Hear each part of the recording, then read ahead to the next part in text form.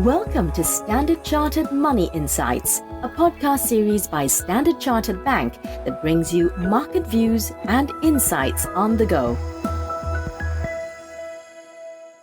Welcome to Cut to the Chase.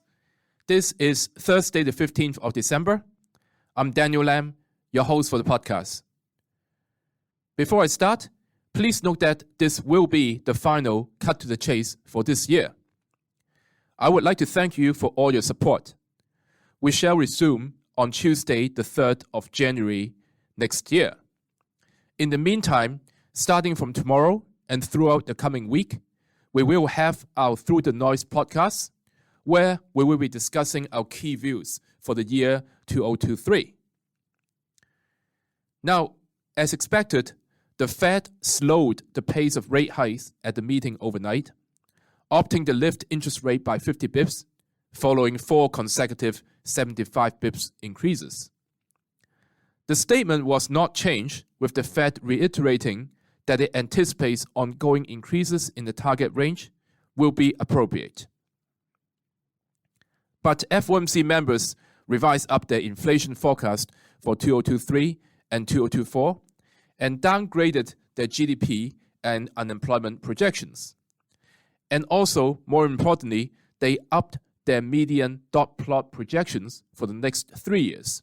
So, for example, for 2023, the Fed funds rate projections was revised up from 4.6% to 5.1% for the coming year.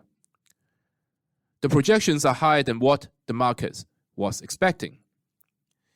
In the press conference, Jay Powell stressed that the Fed will continue to tighten policy and that interest rates will remain elevated for some time, until there's clear evidence that inflation is on its path back down to this 2% target.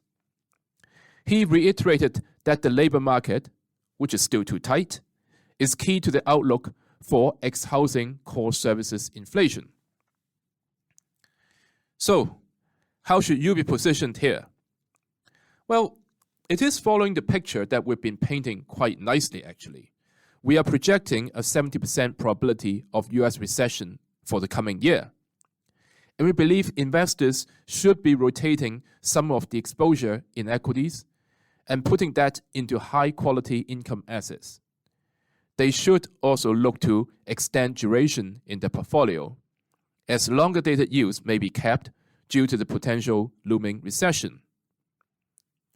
Now, in terms of equity exposure, it is advisable for investors to be focusing upon high-dividend equities. Now, in particular, for U.S. equities, we favor the more defensive sectors. For example, first of all, healthcare. It has been providing defensive exposure with steady earnings growth that is less volatile than the broader market. Valuations remain reasonable, and we see margins in the sector staying resilient amid rising cost. The second sector is consumer staples. The sector is historically a reliable outperformer heading into recessions and cyclical slowdowns. Along with healthcare, it also offers steady and positive EPS growth through the economic cycle. That is all from me for today. As always, if you enjoy this podcast, please don't forget to rate and like it.